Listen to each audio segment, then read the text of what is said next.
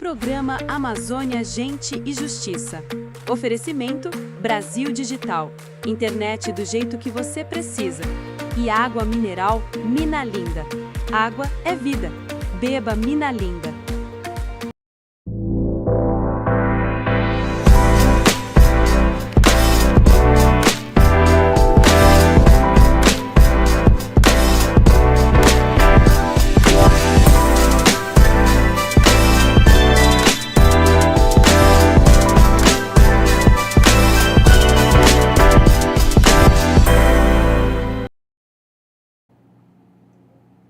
Olá!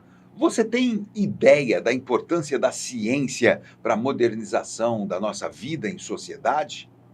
Essa é a temática que vamos tratar nesse episódio do nosso Amazônia, Gente e Justiça, aqui na News TV. Nosso convidado de hoje é o professor doutor Almeida Casseb, que já está conosco aqui. Muito obrigado por ter atendido o nosso chamamento e estar aqui à disposição para os nossos questionamentos. Seja bem-vindo.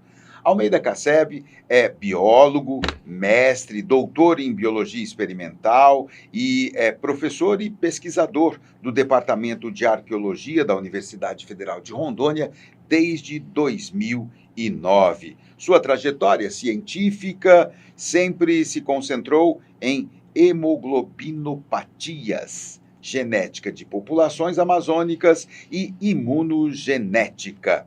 Dessa forma, paralelamente, o Almeida Casseb também possui vivência em gestão e inovação tecnológica, principalmente com questões e passagens como pesquisador em instituições e empresas no Brasil e no exterior. Almeida Casseb, muito obrigado mais uma vez, seja bem-vindo e já vamos à nossa primeira pergunta, porque o tempo urge. Então, nem chamo aqui de uma entrevista, e sim de um bate-papo que a gente vai fazer, porque esse espaço é cedido gentilmente pela diretoria do Amazônia, News TV, do News Rondônia, e nos cedeu, então, esse espaço que a gente chama de Amazônia, Gente e Justiça, para a gente trazer as informações referentes às pesquisas que são desenvolvidas pelos integrantes do corpo de pesquisa da Universidade Federal de Rondônia. E assim, a nossa conversa sobre a minha formação, onde se iniciou a sua carreira? Você veio para Rondônia em 2009, já morava aqui? Como foi essa questão? Bom, primeiro, obrigado pelo convite. É bom estar conversando com um amigo, né? Posso falar desse jeito. Exatamente. Eu considero um amigo não só da vida acadêmica, mas da vida pessoal também, né? E é bom conversar com um professor da universidade, um professor doutor do Departamento de Direito da universidade, né? O professor Marcos Ribeiro. Obrigado. Então, é muito bom estar aqui. Então, eu sou acriano de nascimento, né? Vim para Rondônia em 1987, criança, né? Devido à transferência de meu pai, que era, na época, o único técnico em telecomunicações da região norte.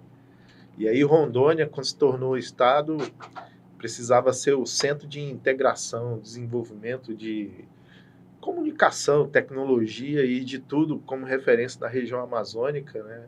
Para poder criar um processo de, vamos dizer assim, né, de desenvolvimento para um estado que é muito importante, não só para a região amazônica, como para o Brasil como um todo, né?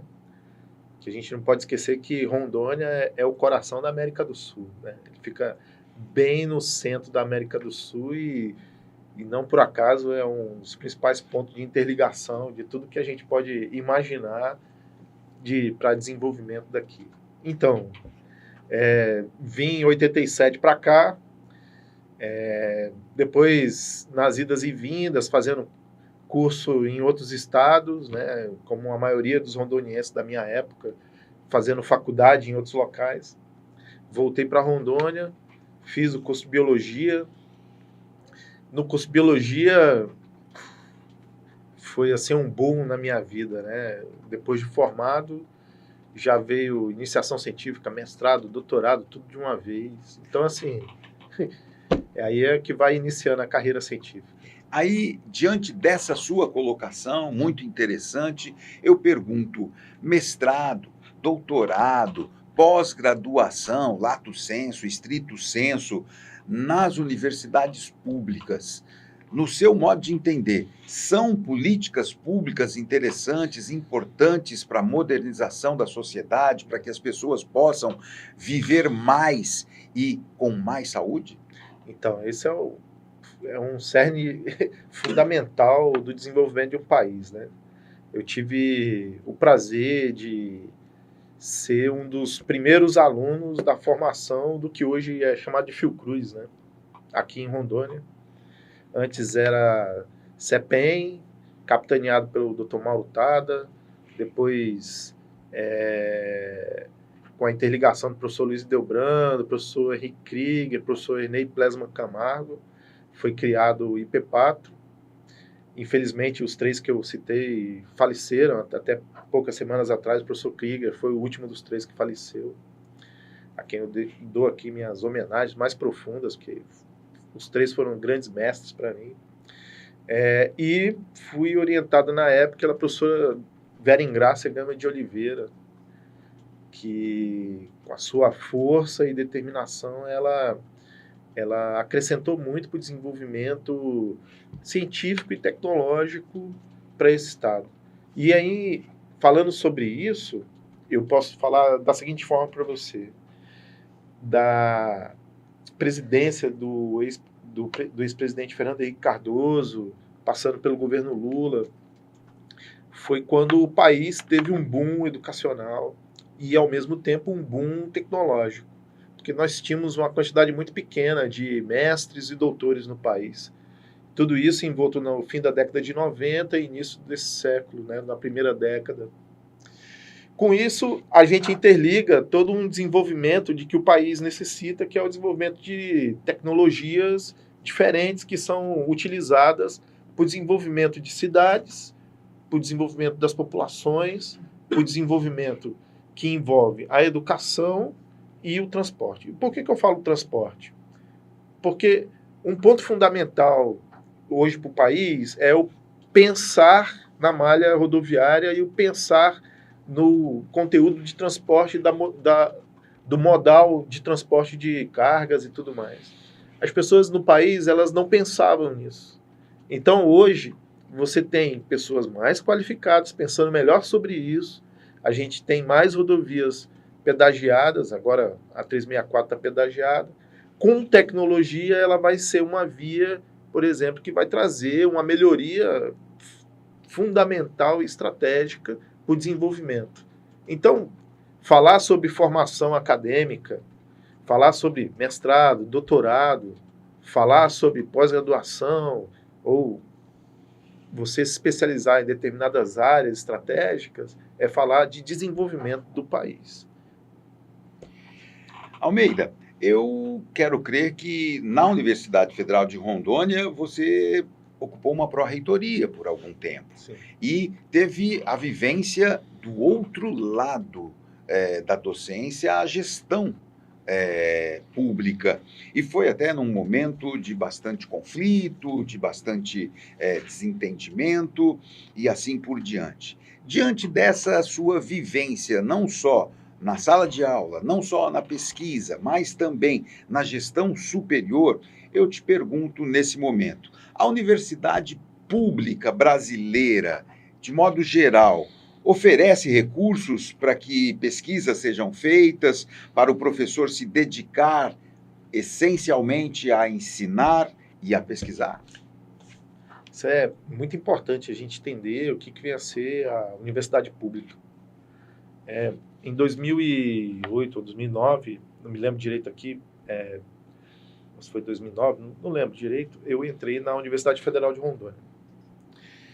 A Uni, ela é o centro de formação de profissionais, o principal centro de formação de profissionais do estado de Rondônia.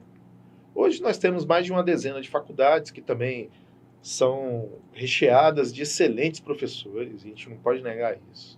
Professores doutores, professores mestres, faculdades que integram o desenvolvimento do Estado hoje e que capacitam ainda mais os profissionais que aqui estão.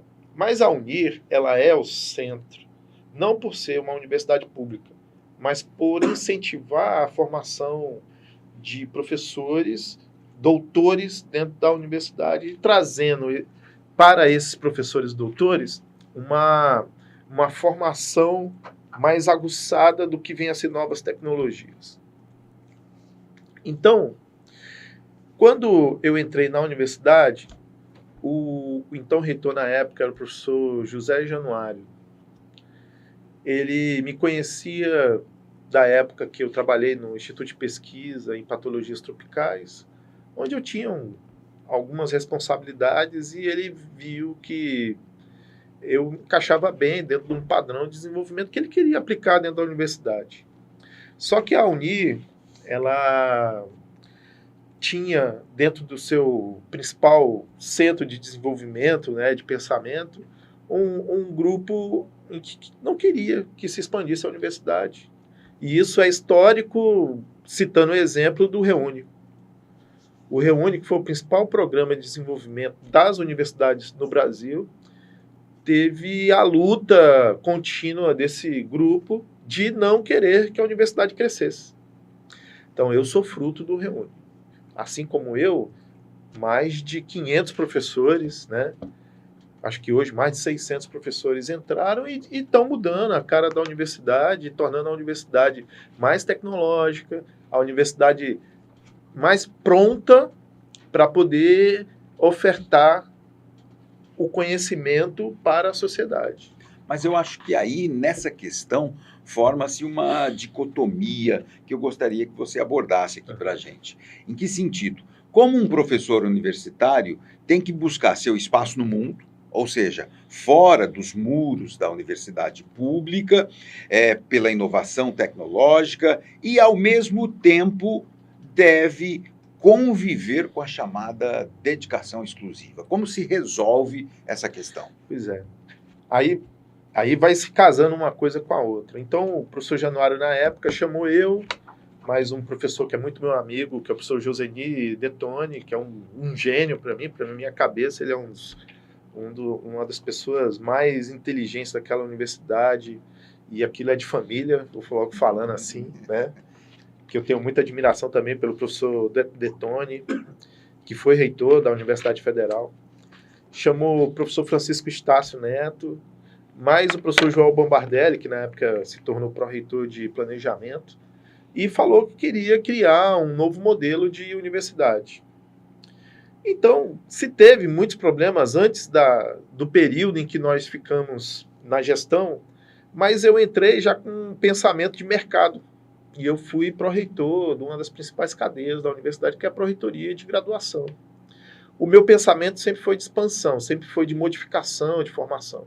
Eu queria que a criança que está no segundo grau, ela não ficasse esperando 2, 3, 4 anos para entrar numa universidade pública. Não, eu já estava pensando que esse aluno ele poderia entrar, tipo um modelo francês de educação, onde o aluno ele entrava e ele não parava de estudar, continuava estudando, e a gente pudesse dar oportunidades. Nessa época, o governo federal ele começou a fazer modificações de leis, justamente pensando na integração do professor na sociedade.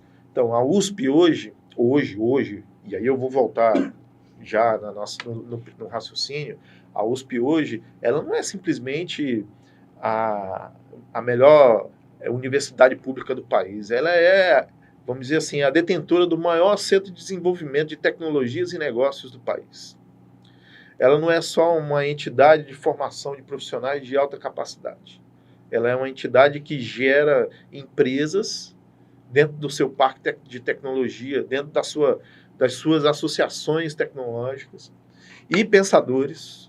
E aí a gente não tem que falar só de tecnologia como um movimento de uma coisa tipo inteligência artificial, mas também de tecnologia de um pensador, de um pensamento de uma nova teoria econômica, de uma nova teoria educacional, não é só algo que envolve uma formatação de um carro novo, não. A gente está falando de a formatação de um pensamento novo. Então, a USP hoje é a maior criadora, e eu vou falar só de Brasil por enquanto, do Brasil de pensamento novo. Isso é tecnologia. E eu tive a oportunidade, através da professora Vera Ingrácia, através do professor Edelbrando, de ter essa relação muito próxima com a USP. E eu fui muito, o meu mestrado, minha iniciação científica, mestrado, doutorado, todo foi feito em relação com a USP, Ribeirão Preto, com a USP São Paulo, através também da pessoa do professor Krieger, e com a Universidade de Charité, na Alemanha, com o professor Ralf Schumann, onde eu fiz vários experimentos em associação com ele. E eu fui aprendendo que as universidades eram polos de oferta tecnológica. Agora, nessa década em que eu fui pró-reitor, né, de graduação, e eu fui por um período curto, as leis associando o servidor público com o serviço privado começaram a se modificar. Começou-se a criar a lei de inovação, onde interligava o servidor de dedicação exclusiva, dava uma pequena abertura para ele para poder trabalhar no mercado. Mas por que eles deram essa pequena abertura? Porque no Brasil, um servidor público ele não pode, de forma alguma, trabalhar com dedicação exclusiva, é claro, de forma alguma trabalhar no setor privado. Só que o governo federal falou assim, opa, peraí, eu não consigo pagar o que o mercado paga para um profissional desses, e eu estou segurando o cara que tem mestrado, doutorado, pós-doutorado, pós-doutorado e pós-doutorado em uma determinada área, e ele não pode colocar o produto dele no mercado. Aí o que ele fez? Ele pegou o modelo USP. Modelo USP. Então, como eu disse para vocês, o modelo USP é um modelo de pensamento. E esse modelo de pensamento é o que auxiliou o desenvolvimento do pensamento da ciência no Brasil. E a gente não pode deixar de falar disso. Então, com isso é que essa característica de formação e de entrada do professor de dedicação exclusiva no mercado começou-se a se ter. Isso em 2011. Se passou mais de 10 anos, agora é que a gente vê o resultado dessas leis que foram criadas há mais de 10 anos atrás. É o professor de dedicação exclusiva, com aberturas mais sólidas para o mercado, através de novas leis de inovação, podendo o professor criar pequenas empresas tecnológicas para poder ofertar produtos. Claro que interligando ações de patente às universidades públicas. Então, vou citar um outro exemplo, o USP do dia de hoje. Um desses professores que fez parte da minha formação, porque eu estava presente, né, sempre no processo de discussão, que hoje é presidente do Butantan. O Butantan hoje teve um investimento da FAPESP de 1,2 bilhões de reais para a formatação do maior centro de desenvolvimento de hemoderivados do país. Isso quer dizer o quê? De forma bem simples, de forma bem objetiva. Isso quer dizer que em 10 anos o Brasil ele vai estar produzindo não só hemoderivados, mas também como produtos de alto valor agregado com baixo custo para o SUS, e a gente não pode esquecer do SUS nesse caso, para tratar a população que necessita, que é a população do SUS. Entendeu? Então, o professor de dedicação exclusiva, ele tem essa capacidade de modificar o dia a dia da pessoa se ele entra no mercado dessa forma, pegando a sua ideia e podendo desenvolver ela. A universidade pública, ela tem como investir nisso? Ela não tem. Não tem. É diferente do que todo mundo imagina. A Uni é muito rica, recebe muito dinheiro, recebe 300, 400 milhões ano. As pessoas têm que entender que é bem simples. O governo federal ele contrata pessoas altamente qualificadas para dar aula. Nós damos aula. Para que a gente possa desenvolver um produto ou uma pesquisa, vamos falar dessa forma, uma pesquisa voltada para o conhecimento científico, ou voltada para o conhecimento técnico, ou voltada para qualquer outra área, ou para a extensão. Quem tem que buscar o recurso através de projetos é o professor. Dito isso, sabe-se que você possui projetos com o terceiro setor e que um grande parceiro seu é a Apreno. O que é a Apreno e o que é o terceiro setor? Vamos lá. Eu faço parte de um grupo, onde o coordenador do grupo é o professor Júlio Militão, químico de formação, um dos melhores químicos que eu já conheci.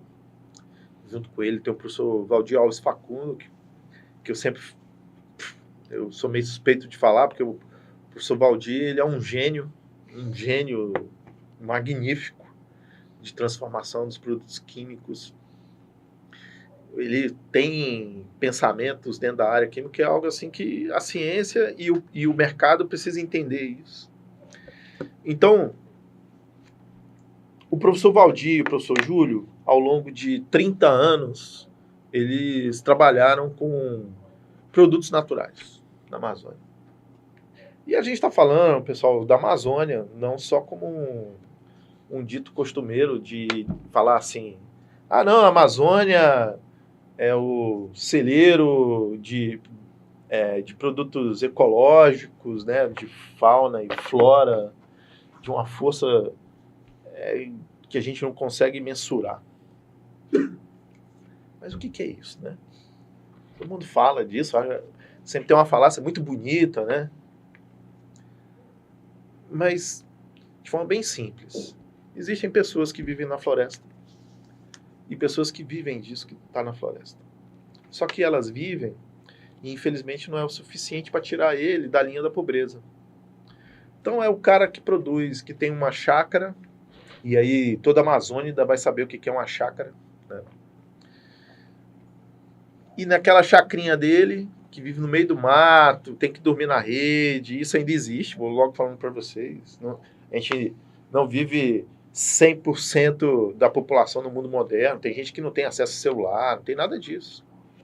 Mas o cara, ele sabe de onde tirar o sangue de dragão, a unha de gato, a copaíba, a andiroba, seja lá qual for o tipo de erva existente na floresta, para tratar febres, dores, infecções, lesões abruptas. E aí vamos falar de forma bem simples. O sangue de dragão, ele tem uma molécula que foi patenteada por uma empresa de um país de fora do Brasil, não vou citar. E essa molécula, ela foi utilizada em conjunto para montar o aciclovir, que na década de 80 foi a medicação utilizada para diminuir os sintomas mais agudos do HIV. Então, quanto isso valeu para o mercado farmacêutico? Vamos pensar dessa mesma forma, trazendo um biosimilar, que é muito utilizado hoje no mundo, que é a semaglutida. Quer dizer, você pega uma molécula, eu vou colocar aqui o copo com água, garrafa com água, né? Estamos com sede. Simplesmente a gente não pode falar, estou com sede, aí a água vem e entra na nossa boca. Não, a gente precisa de uma garrafa, eu abro a garrafa, com licença, bebo a água.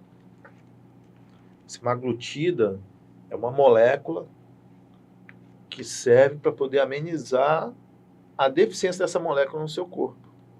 De forma bem simples. Por que serve isso? Primeiro, ela servia para auxiliar pessoas com diabetes.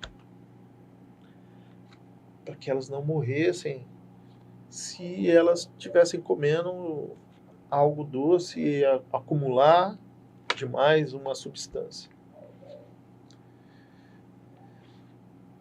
Só que descobriu que essa molécula auxiliava na diminuição do peso. Mais à frente, descobriu que essa molécula não só fazia isso, mas também ela diminuía a inflamação do corpo. Quer dizer, aquelas dores que você estava sentindo de vez em quando, você tomando, aplicando a semaglutida, que aí a semaglutida, porque não sabe o que é o Ozempic, o Wegovy, né? Mas vamos lá, desinflamava. Só que olha só o que aconteceu com o país. A venda da semaglutida se tornou o principal produto daquele país. E gerou uma riqueza, porque a semaglutida começou a ser vendida para o mundo todo, equivalente ao PIB do país. Um país europeu, então você já imagina que o PIB é gigantesco, né? Então, vamos imaginar que o sangue de dragão tem uma molécula que combata o HIV. Um exemplo, bem simples, tá, pessoal? Bem simples. Quanto isso ia gerar de imposto para o governo do estado de Rondônia? A gente ia ter o PIB em uma empresa produzindo uma molécula amazônica. Isso quer dizer o quê? Quer dizer que o governo do estado ia poder melhorar a educação, a saúde, a segurança pública, que é um grande problema nosso, né? Sem falar na melhoria e na eficiência do serviço público. Então, vamos voltar lá para o iniciozinho que eu estava falando daquele senhor, daquela senhora que vive lá na floresta, que não consegue ter as alimentações devidas durante o dia. Se a gente conseguisse fazer isso em Rondônia, aquela pessoa que está ali, lá na floresta, ela poderia colher 1 litro daquele produto, um exemplo, 1 litro, 1 quilo. Em vez dela receber R$100, ela poderia estar recebendo dessa empresa que estaria desenvolvendo um novo produto tecnológico, sei lá, R$10.000. Seria um preço justo? Então, essa é mais ou menos a visão de desenvolvimento que a gente imagina para uma região que é a Amazônia. Produto tecnológico. Perfeito. E a Apreno atua nessa questão? Aí voltando, né? Aí a Apreno, ela é uma instituição onde foi criada pelo primeiro reitor da Universidade Federal de Rondônia. Olha só como é que é, né? Pelo professor Euro Torinho Filho. Ele é o presidente da Apreno. Um homem de uma visão, assim, maravilhosa. Eu sou meio suspeito de falar dele também, né? Eu sou meio suspeito de falar de um monte de gente. Que eu gosto dessas pessoas, que eu convivo com elas. Eu gosto muito delas. Eu gosto de conversar. O Euro, quando eu vejo o Euro, eu sempre abraço ele, né? Eu trato ele com muito carinho, eu gosto muito dele. Mas ele é um homem de uma visão magnífica. Um dia desse eu estava em Brasília, mas eu já conto sobre a Apreno. Eu estava em Brasília numa reunião com um grupo de pessoas do Pará. Aí o Pará teve um programa que é o Procacau. Aí o pessoal falando do cacau no Pará, não sei o que, e eu quieto ali, né? Mas aí eu falei assim, uma coisa importante que vocês têm que pensar é que o Procacau, ele foi criado para aquele morador amazônida. Morador amazônida? Sim, morador amazônida. Quem é o morador amazônida? Eu falei, é o ribeirinho, é o indígena, que é o povo originário, é o caboclo. E foi criado um programa chamado Procacau, que foi criado pelo professor Euro Torinho Filho, que é presidente da nossa instituição, que é a Apreno. Por que eu falo que é nossa instituição? É porque o professor Euro, ele faz captação de recursos, de projetos. E ele interliga pesquisadores nesses projetos, que é interligado à lei de inovação, que eu estava citando para vocês. Ele utilizou toda essa maquinaria da lei de inovação, e essa lei de inovação, a Apreno utiliza para fazer captação de recursos e investir isso dentro da infraestrutura de vários grupos de pesquisa. Então, a Apreno hoje ela é um grande instrumento dirigido pelo professor Euro Torinho Filho de captação de recursos e desenvolvimento de produtos. A Apreno hoje ela faz gestão de recurso com diversas empresas no país e fora do país, onde desenvolve produtos tecnológicos como turbina, como inversores. E, por incrível que pareça, tudo isso é doado para a Universidade Federal de Rondônia. Então, na Universidade Federal de Rondônia, foi instalado o primeiro estacionamento para geração de energia solar, com um inversor que está sendo feito uma patente com o nome da universidade.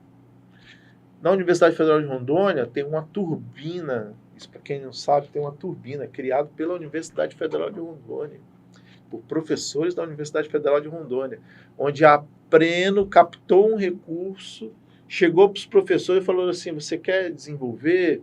Aí institucionaliza o projeto, entendeu?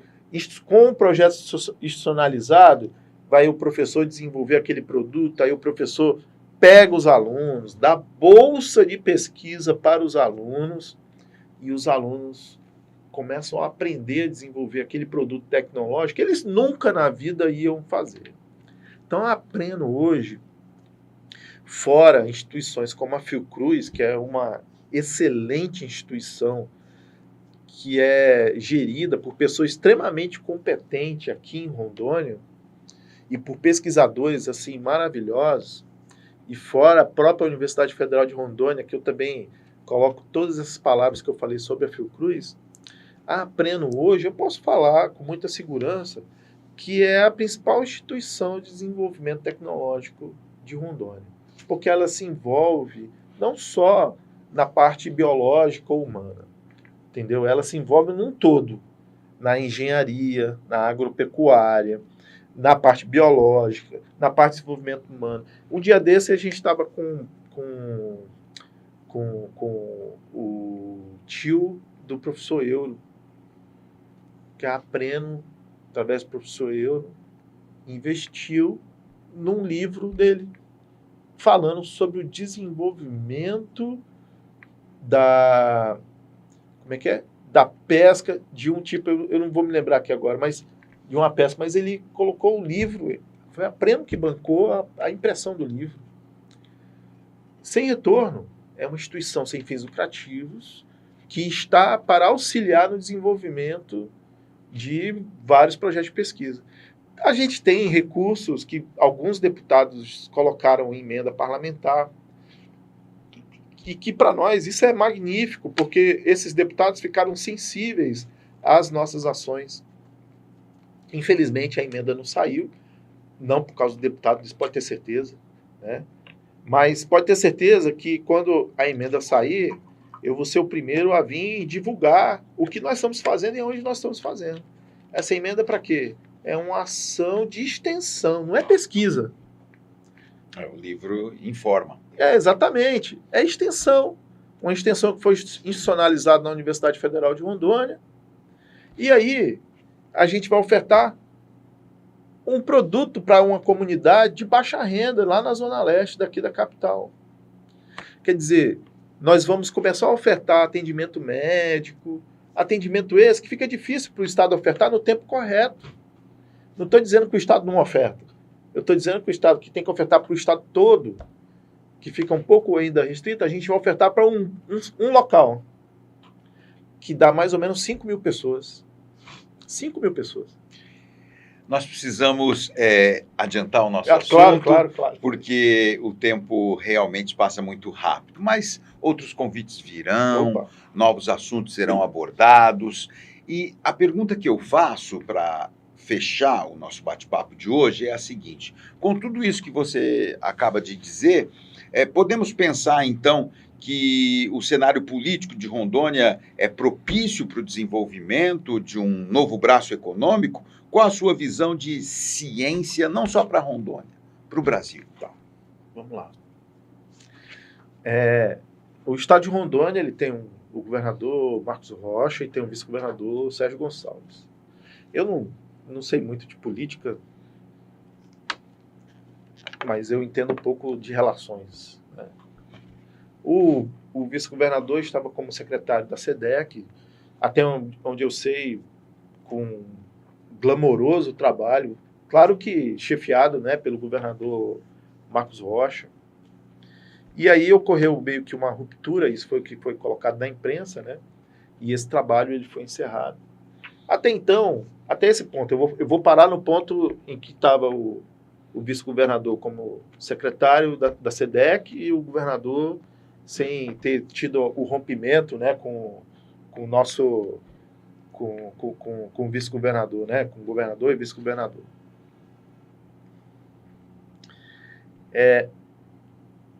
Até esse ponto, o Estado estava se preparando para um boom que vai vir aí. Que a gente não pode esquecer que o Rondônia, como eu disse no início, é o coração da América do Sul. Onde a gente tem um grande projeto no Ministério do Planejamento, e esse projeto, ele vai estar envolto um dos maiores investimentos já vistos aqui no Brasil, que é a construção da ferrovia interligando o Peru e interligando o Atlântico. Isso vai passar por Rondônia. O governo do estado de Rondônia fez o que precisava fazer através da SEDEC, que foi ofertar uma base de formação de empresas tecnológicas. Então, ele iniciou essa ideia, ele iniciou esse processo foi feito, esse processo ele está, eu acredito muito que está bem estruturado e que vejo que os próximos 10 anos para Rondônia vai ser muito importante tecnologia. Tecnologia. Se você tiver isso do seu lado, você vai fazer isso aqui crescer como nunca. Então, o que eu vejo hoje, do ponto de vista político, é um iniciar de investimento na coisa científica e tecnológica, uma estruturação que o governo fez e que pode absorver tudo que vai vir pela frente. Aí eu vou interligar o fim da pergunta com uma questãozinha só. Rondônia, ela pode ser o principal centro de desenvolvimento de tecnologias para o Brasil todo. Por que eu falo isso? Porque a Amazônia não tem estrada. E é muito difícil fazer a estrada. A estrada para sair de Manaus para o Brasil, vou falar que nem o professor Júlio Militão, que ele chama, né, fora da região norte, Brasil, né? Para o Brasil, ela necessita de muito investimento. Mas se a estrada vier por Rondônia, é a 319, onde o governo está tendo uma luta com os órgãos reguladores, onde o governo conseguiu uma vitória que é a margem equatorial, e aí eu sou a favor, eu não vejo problema nenhum de colocar a extração do petróleo naquela margem, porque já existe. Não é uma coisa que é virgem, não, já existe. Se retira muito petróleo de lá.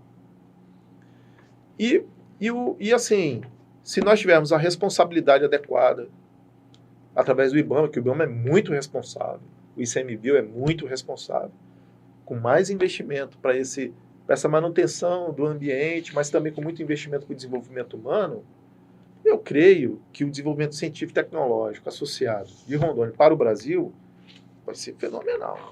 Perfeito. Almeida Casseb dizendo, posso dizer assim, que dias melhores virão. Ah, com certeza. Eu sou na ciência e para Rondônia. Isso mesmo. Almeida Casseb, muito obrigado por sua participação. Novos convites virão. Obrigado a você que nos acompanha aqui no Amazônia, Gente e Justiça. Até o próximo episódio.